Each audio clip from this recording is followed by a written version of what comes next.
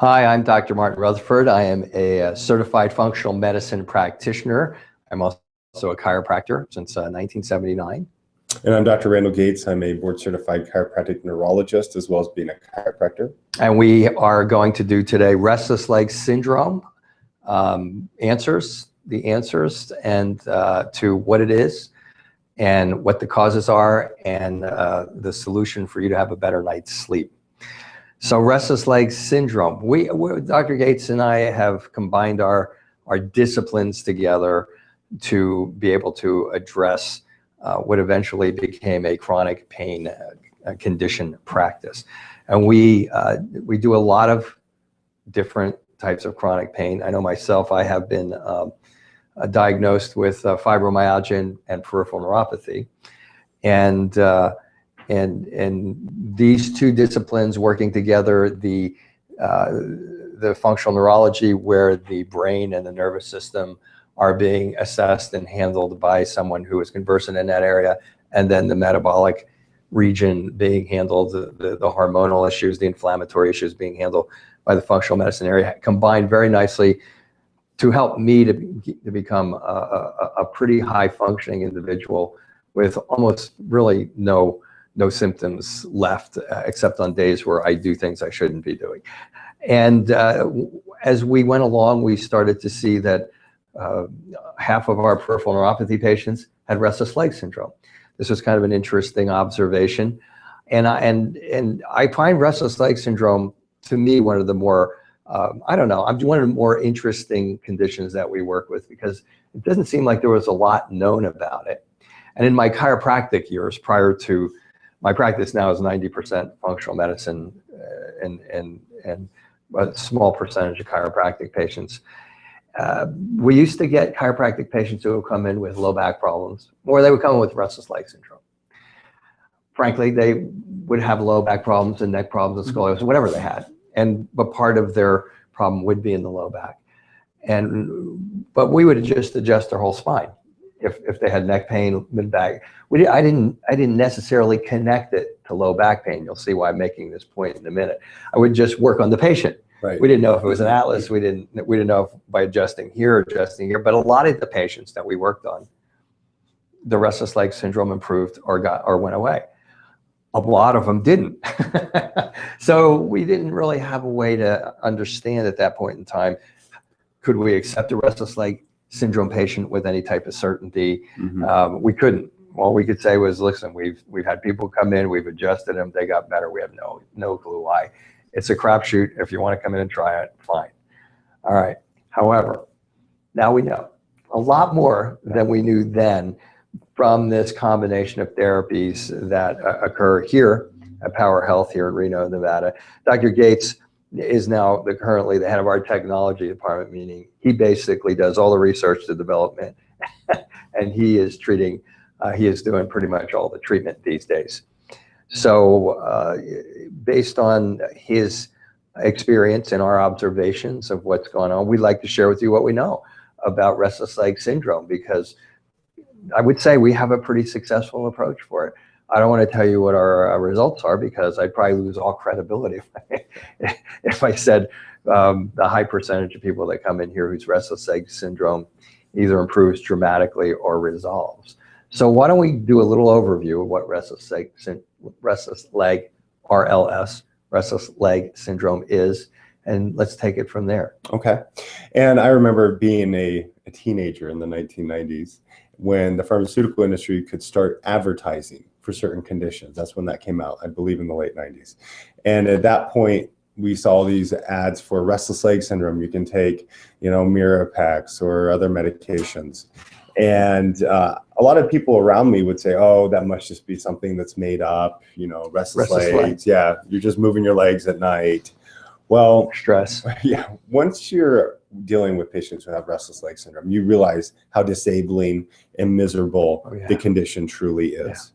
And it's incredibly common. We'll get into that. But patients with restless leg syndrome oftentimes will come home in the evening. They've had a good day. They've been active on their feet. They go to sit down to relax, and unfortunately, they get these sensations in their feet or their legs as though they need to move them. And the sensations are hard to describe. Some describe it as kind of a numbness, tingling, squeezing feeling, just urge to move the lower extremities, and they have to get up and walk around. Or the person may be less severely affected and be able to sit down at night, but once they go to lie in their bed, then they get the sensation that they need to move their legs. And moving the legs or walking is oftentimes palliative, meaning it helps the symptoms to go away. Mm-hmm. The problem is you can't get a good night of sleep, commonly.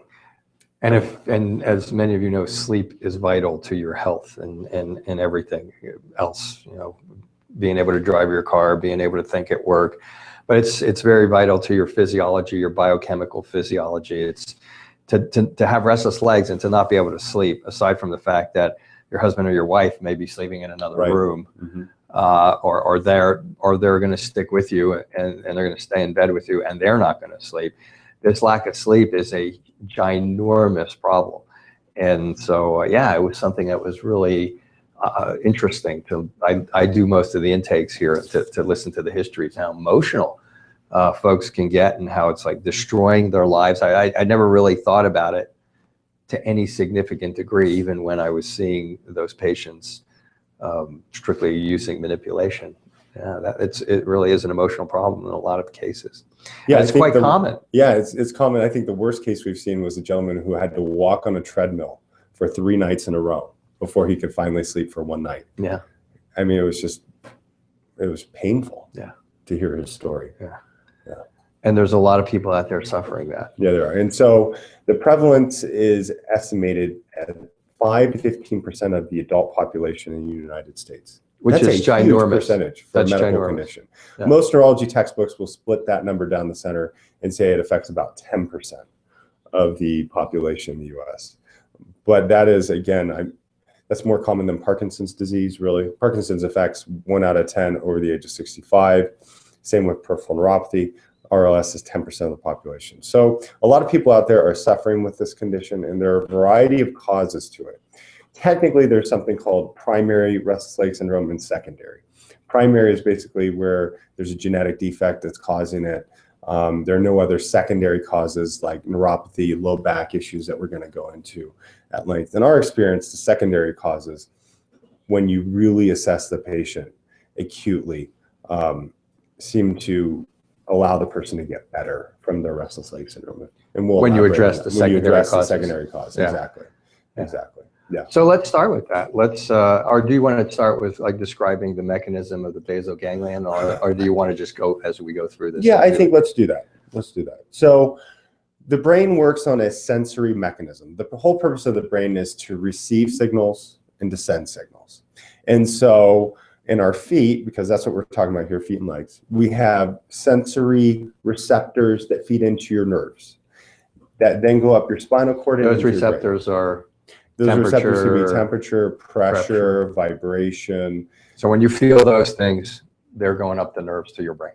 Yeah, exactly. Traveling up the nerves to your brain. And once in your brain has to process those sensory signals. And it has kind of a gas and a brake pedal mechanism to it.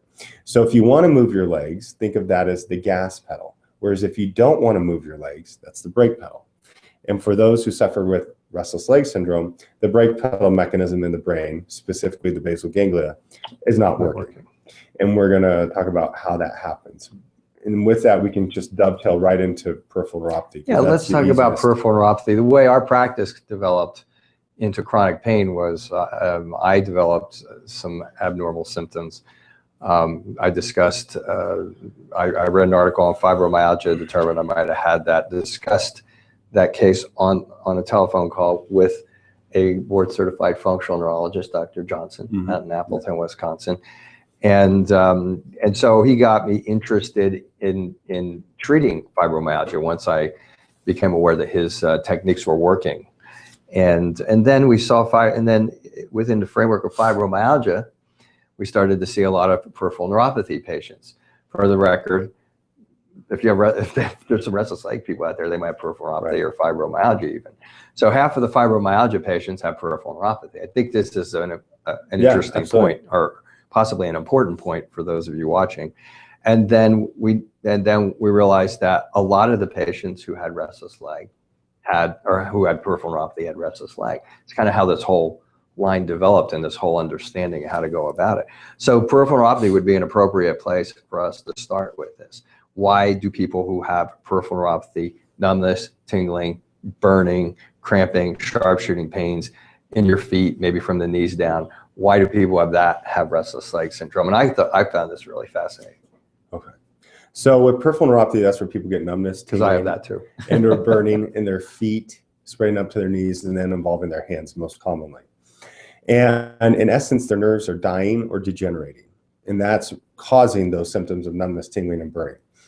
And think of a wire that is frayed at the end. That's basically what's happening with peripheral neuropathy. Or think of a wire where the insulation is coming off of it, because that is an example of really what's going on with the nerves down there in the lower extremities for those with neuropathy.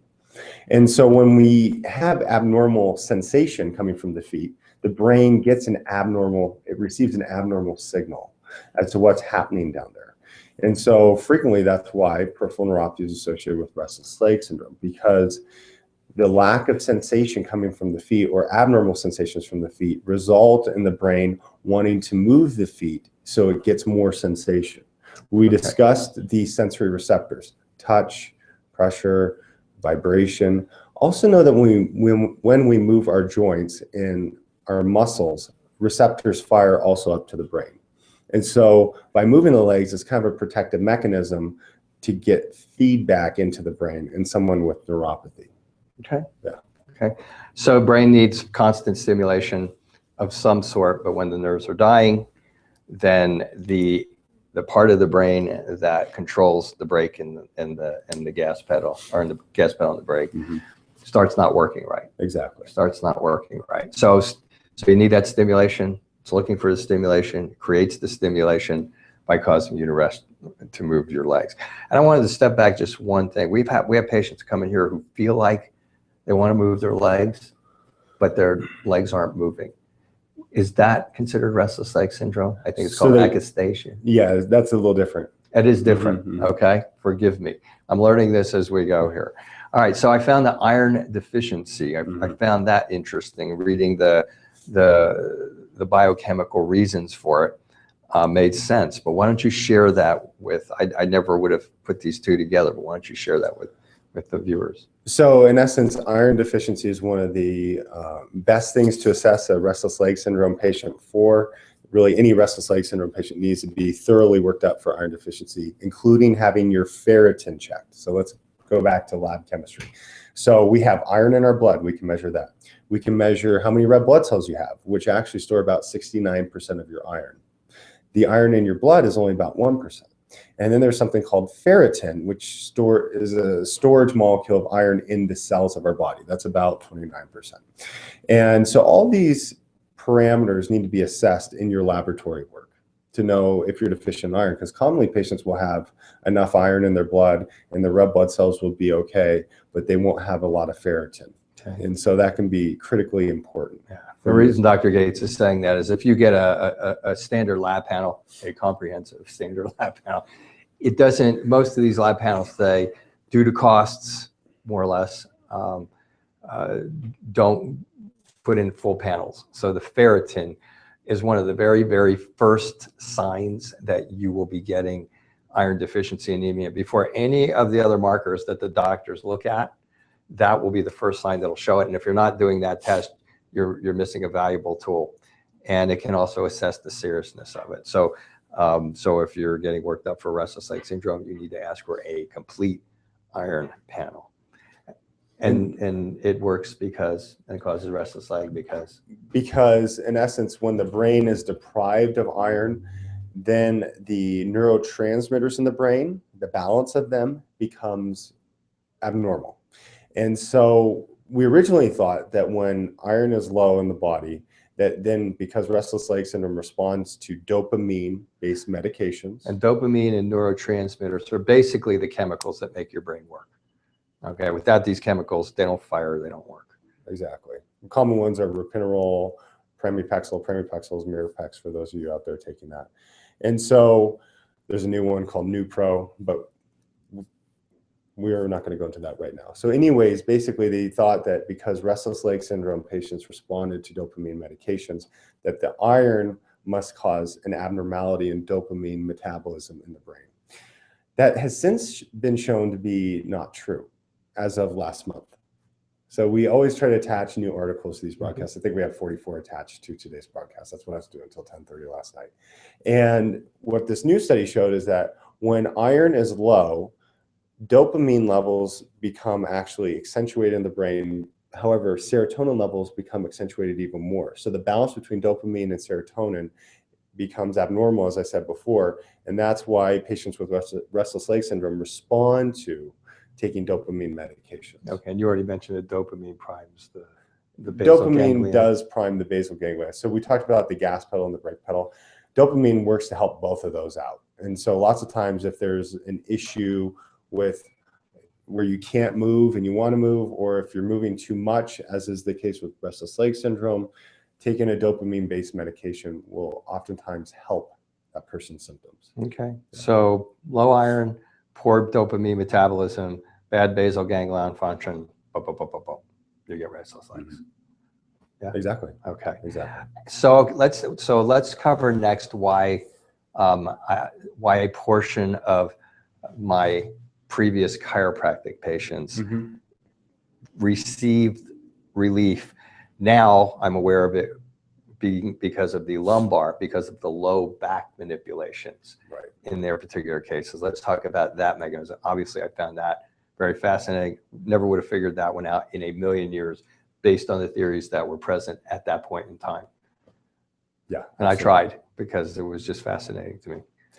Well, I attached a great study. It was in our September broadcast too, where they basically showed that 70% of people with low back issues where a nerve was pinched, which you've treated a ton of, to say the least. We could probably say how many tens of thousands. But with that being said, when a nerve is pinched, the mechanism is almost identical to peripheral neuropathy. So when I describe neuropathy, how the nerves are dying and degenerating, the reason why it results in restless leg syndrome is that the brain is not receiving signals from the feet.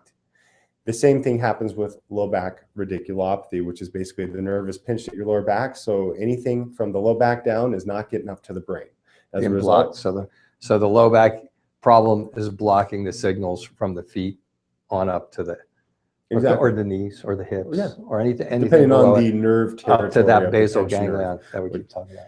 You know, all this gets incredibly specific, and lots of times that's not beneficial for you as the viewer out there. So we try to make this applicable to you. So in essence, the lack of nerve signals from the leg because of the pinched nerve in your lower back results in the brain saying, we don't know what's going on down there. So we're going to start moving the leg in order to get feedback to the brain so that we know what's happening down there. And so it resets this balance between the brake pedal and the gas mechanism in the basal ganglia.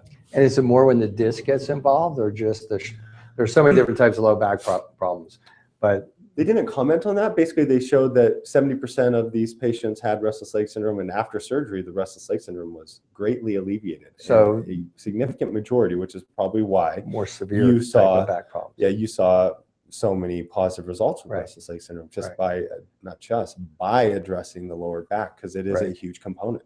Right. So if you have restless leg syndrome, you have low back syndrome, you know, it's worth looking into to see if that's a causative factor. So and we saw it a lot. Like I said, we saw it a lot, and we were doing surgeries. We were doing manipulation, distraction, decompression. We were doing all those types of things. So I was just wondering how severe it might have to be. But that's something that's an evolving situation, and something we'll probably have some data on in the future. Yeah, hopefully. It's interesting with restless leg syndrome. There's not a lot. There is stuff coming out on it, but it's different from, for example, neuropathy or thyroid. I mean, I'll have to go through 80 articles in a month on something like fibromyalgia. Whereas restless leg syndrome, we just don't have that volume of data coming out. So it may be a few years until that type of study is conducted. But I will say clinically what we've observed, even mild cases of nerve impingement in the lower back are significant to restless leg syndrome. That's why I was trying to dig on that, because we weren't doing surgery and we were seeing a lot. So, I mean, it might be worth it. Take a trip to your chiropractor and get evaluated and see if you have a low back problem, and determine whether that's affecting your your restless leg syndrome. There are ways to be able to figure that out in the exam and the history, but we may or may not go into that later on. So let's talk about pregnancy. So pregnancy is a common cause of restless leg syndrome. We know that when we're pregnant, we accumulate fluid. Lots of pregnant patients develop carpal tunnel syndrome, things of that nature. In essence, about 1/4 of pregnant females suffer with some form of restless leg syndrome. And the exact etiology or cause as to why that happens, I have not seen that really detailed in the literature. It's just something that we know is there. Whereas with rheumatoid arthritis, we know that a significant percentage of them have restless leg syndrome. Also, you have to consider a significant percentage of rheumatoid arthritis patients have peripheral neuropathy. They have a lot of joint irritation down there in the feet and the legs, and that can be an exciting factor for those signals to be abnormal going to the brain, if you want to say it that way. So when you have a lot of pain going on down there, that can affect the nerve transmission up to the brain. Right.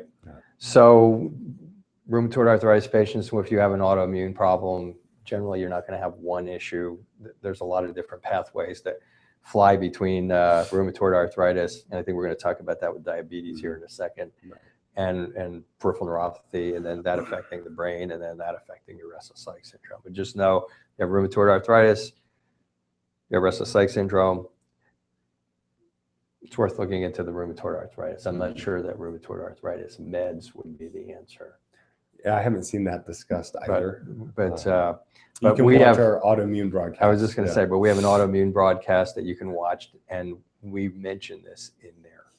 So diabetes seems to be causing everything these days, and it is. It's obesity. They're starting to call Alzheimer's diabetes type 3. Can't lose weight.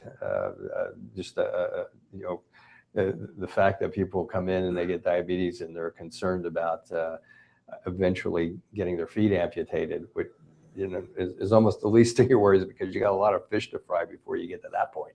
Right. And hopefully at some point you wake up, because it's causing so many things, and with people becoming aware of it, hopefully they're getting to their diabetes much, much more quickly, and we're having less of those types of incidences occur. But diabetes can cause restless leg syndrome.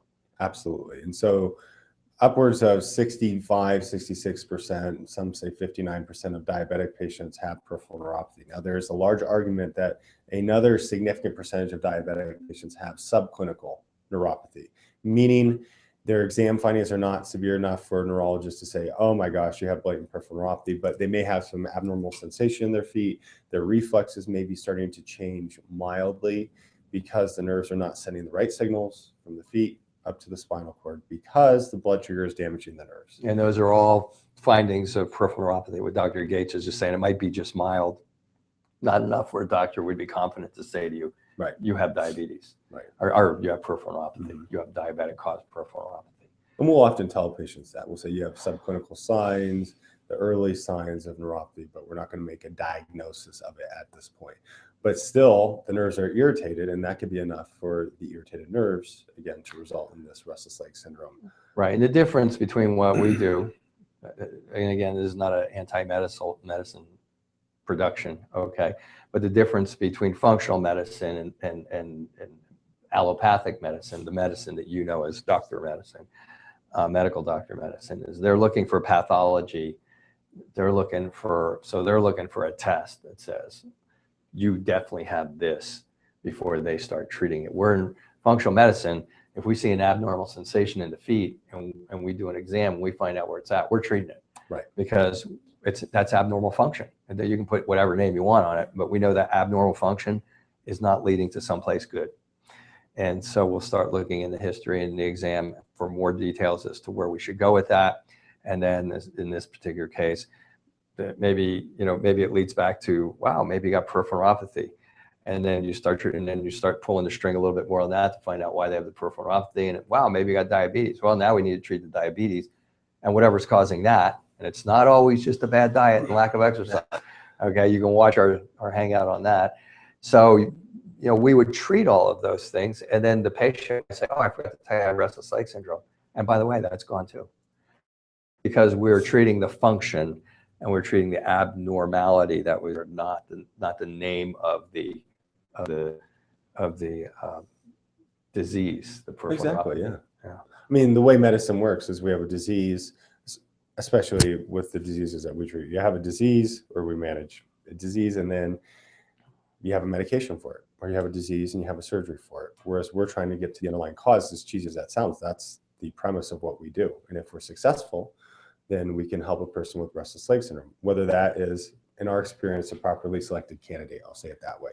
But if you have iron deficiency and we can address your iron deficiency and your restless leg syndrome improves, we see that all the time. Or if you have neuropathy and we address the neuropathy by correcting the underlying cause, we haven't gone into it, but we use neuromodulation, which basically sends electrical signals up the damaged nerves and has been shown to improve nerve growth, improve blood flow to nerves, and decrease pain. That commonly, in conjunction with the metabolic treatment, let's say of helping the diabetes, results in a person's restless leg syndrome symptoms improving significantly. Right. Yeah.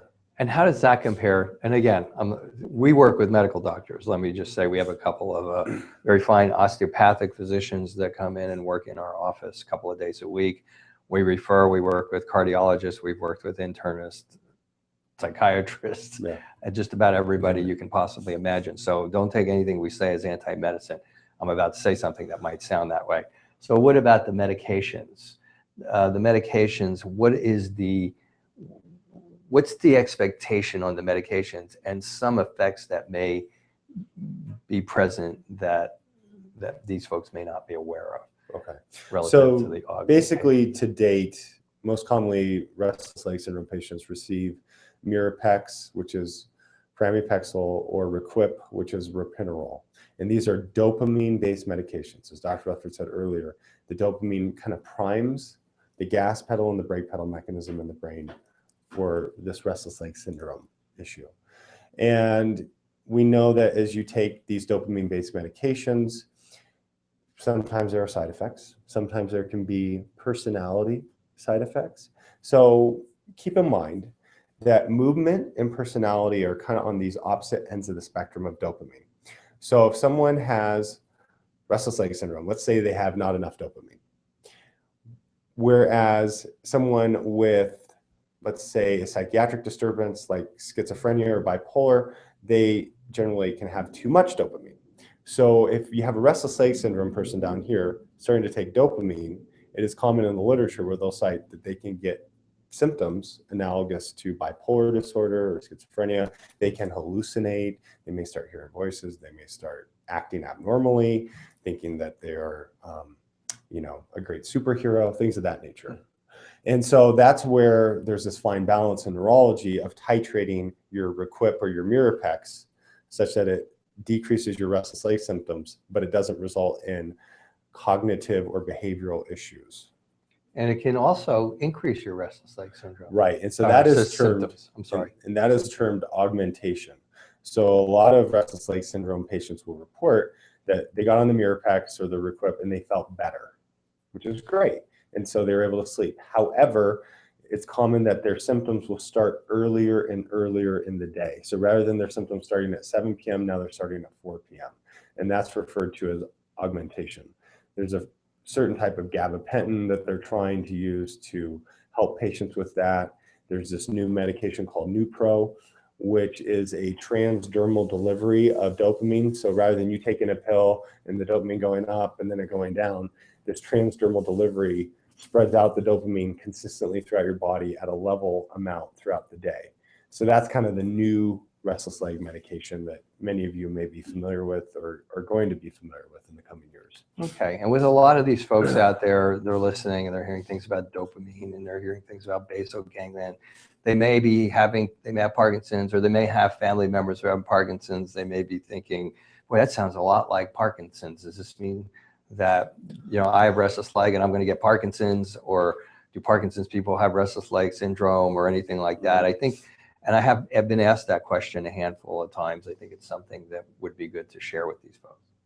So there was a study that came out and said like 75% of restless leg syndrome patients are going to get Parkinson's disease. That's since been, let me just say it this way, not a lot of people accept that assertion in the literature. So However, there are restless leg syndrome patients who eventually do develop into having Parkinson's disease because of these abnormalities in dopamine function. We attached a study where they described that those who have restless leg syndrome, that where it evolves into Parkinson's, the Parkinson's is usually milder and better managed with medication. So that's Advances more slowly. Yeah, exactly. However, patients who have just frank Parkinson's first commonly can report that they have restless leg syndrome as well. So know that Parkinson's, which is basically a lack of dopamine, restless leg syndrome, which is basically a lack of dopamine, but possibly due to elevated serotonin, both are kind of on the same mechanism, but they don't equate to one another. And just because you have RLS doesn't mean you're going to get PD, or Parkinson's disease. Okay. Yeah. And another cause out there was hemodialysis. In our discussions, they weren't sure why. Yeah, basically with hemodialysis, probably they're accumulating too many metabolites. And so patients who have kidney failure, they can't flush metabolites out of their body because their kidneys aren't working. So they become toxic in essence. That in and of itself can result in neuropathy. And a lot of these hemodialysis patients have restless leg syndrome because of this issue. And that's addressable. Well, it's addressable to a certain extent. So they're talking about using exercise as a way with the dialysis. That's kind of interesting. So the person's on dialysis and they have them exercising, and that flushes metabolites out of their body to a greater degree and helps with their RLS, believe it or not. We've never worked with a hemodialysis patient who has RLS, but theoretically, if you can help to flush out these bad chemicals, which may help some neuropathy signs, which may help the brain also, because the brain gets inundated with these toxins, that can help. Okay. And just, we may be all over the place here, but you wanted to mention something about decreased gray matter, and then I wanted to talk a little bit about how these people get better. Yeah, absolutely. So relative to these studies on gray matter, in essence, we can do MRI studies now that can look at how dense your brain is. And we can see, are there changes in certain areas of the brain with someone who has RLS versus someone who doesn't? And that is exactly what's been shown. In essence, the area of the brain that receives sensory signals, it's called the parietal lobe, has been shown to be less dense in restless leg syndrome patients than those who don't, as well as other areas of the frontal lobe associated with movement, especially deep down in the center and the middle. And that has also been shown to affect things like depression in restless leg syndrome patients as well. So the greater the lack of density down here in the center of the brain, the more likely an RLS patient is to have depression. Okay. So just know that your brain is changing. So you can see this as a complicated mechanism to where you may have peripheral neuropathy, you may have a pinched nerve in your lower back, you may have iron deficiency. Now the brain is becoming less dense because the signals are not being sent. And in essence, we have a neurodegenerative condition. It's not neurodegenerative, but know that parts of your brain are smaller. We talked about a study on our neuropathy talk where patients with diabetic peripheral neuropathy have a less dense area of where the sensation goes to than control subjects or even other diabetics who don't have neuropathy. Right. So very important. One more thing I want to say on iron that I didn't talk about. With the iron also, there's a lot of discussion about the brain's inability to get iron from the bloodstream into the brain. So some people may have an issue with that. So we talked about getting your iron tested, but also know that it may just be a transport issue. And there is some discussion in literature too that if you increase iron in the body, even if iron isn't deficient, sometimes that can help the transport issue, more iron into the brain, normalizing the serotonin dopamine balance. Okay. So we've talked about a lot of different things there. We've talked about neuropathy, we talked about iron, we've talked about lumbar radiculopathy, lumbar low back pain, irritating a nerve or a disc or something along those lines, pregnancy, and rheumatoid arthritis. So we talked about a lot of different conditions that ultimately result in you getting the restless legs.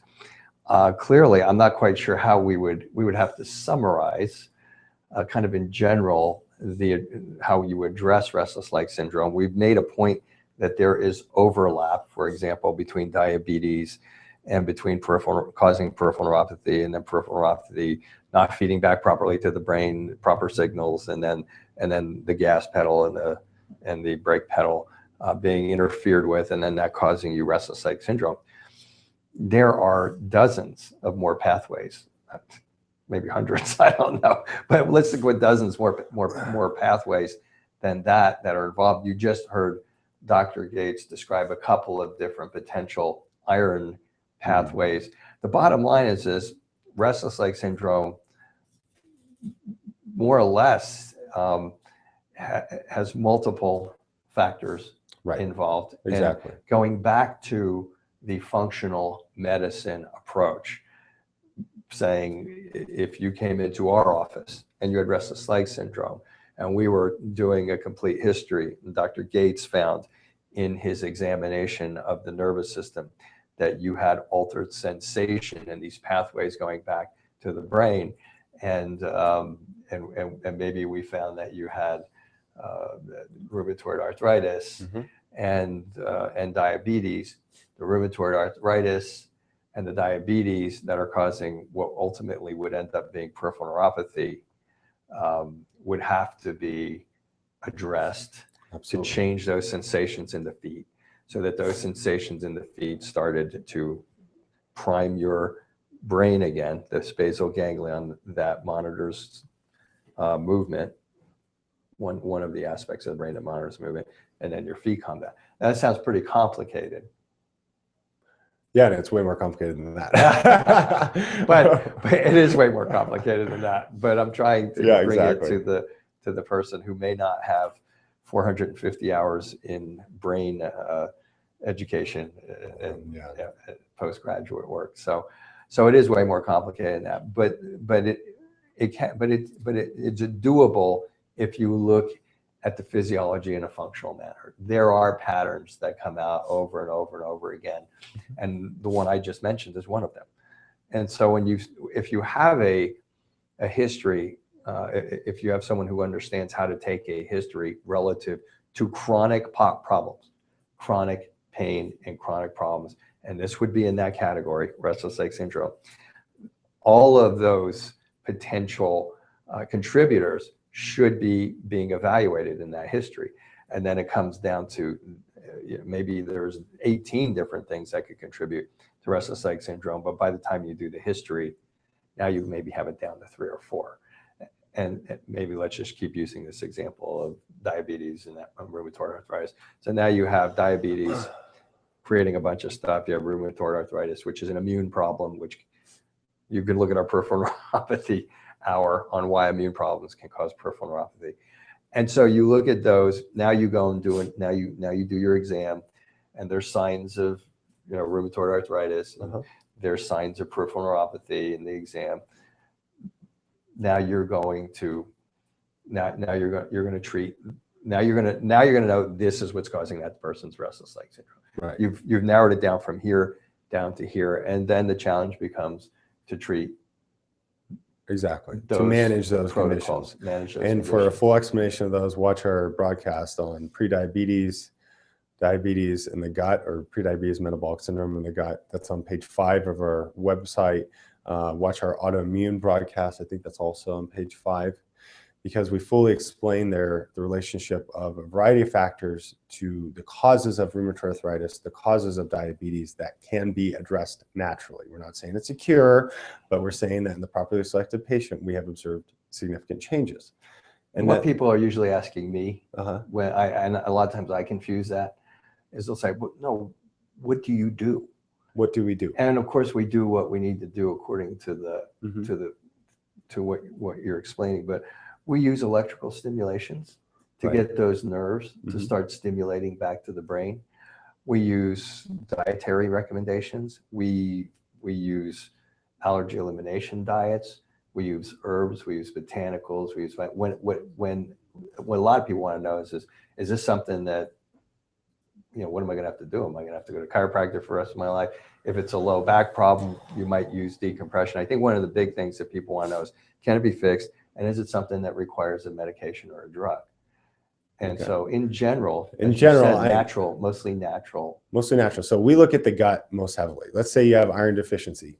H. pylori in your stomach is a bacteria that half of Americans have in this country, at least. You went right where I wanted to go. And in essence, that can cause iron deficiency. So you have to look at the gut. You have to assess, does a person have that bacteria there?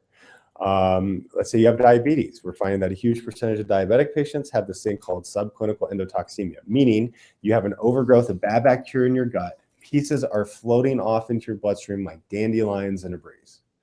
You know, the little dandelion flower, how it blows. That's what's happening with these bacterial components going into your bloodstream that causes your insulin not to work right. So that has to be assessed. And then you have to figure out, well, what foods are feeding those bad bacteria?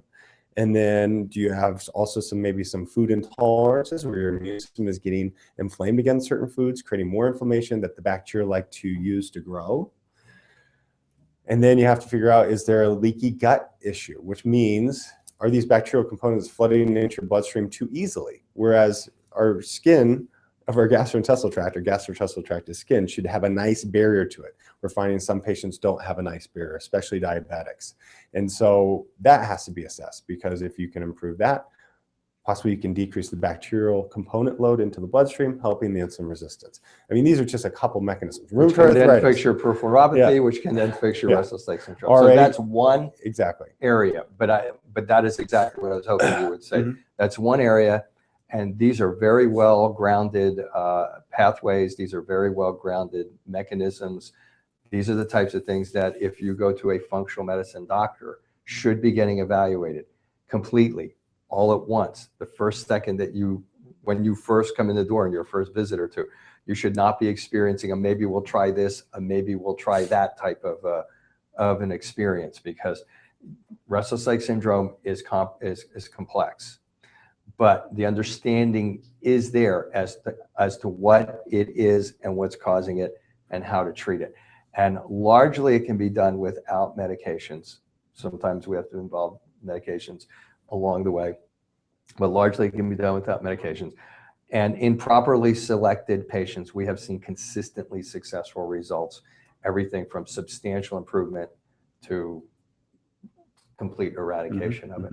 So I think, you know, it's hard to go over it's such a complex issue. That's why you're watching this. It's because you've taken the Mirapex, you've taken the Repenerol, you've taken all this. It's worked, it hasn't worked, it's made you go crazy or whatever it is. And then that's the only solution that you have. And I just wanted to bring out kind of give them a little bit more reality on the types of things that dietary changes, you know, allergy elimination diets, finding your small intestinal bacterial overgrowth if you have that, leaky gut, all this stuff that you internet junkies have been reading for ages and ages and ages. But you got to find out which one it is for you, fix that, stimulate the dead nerves if they're there, or the dying nerves or the degenerating nerves if they're there, and you can recruit a lot, if not all of that function, and you can start having those legs calm down, and then you can have the tools to keep them calmed down. And again, usually largely without any type of medication. So I think that summarizes it. I think that kind of covers it. Okay, so it's a tough subject to cover. I hope we did it in a manner that gives you some understanding of what's happening with you. We just gave you a general outline of what's going on, so you can have a better understanding of the physiology that may be taking place with you. You're not crazy. You don't need to go to a psychiatrist. It's not going to help. You don't need to just learn to calm down. There are real hardcore reasons for you having restless leg syndrome, and a vast majority of them can be improved significantly or resolved. So if you have any questions about that, feel free to contact us at powerhealthtalk.com. Or are we still doing the Facebook thing? We're not doing that anymore. Send it to Facebook too. Okay. We see them come through on Facebook as well. Okay. So any questions, send them to us. Thank you, and we will see you next week. Have a good week.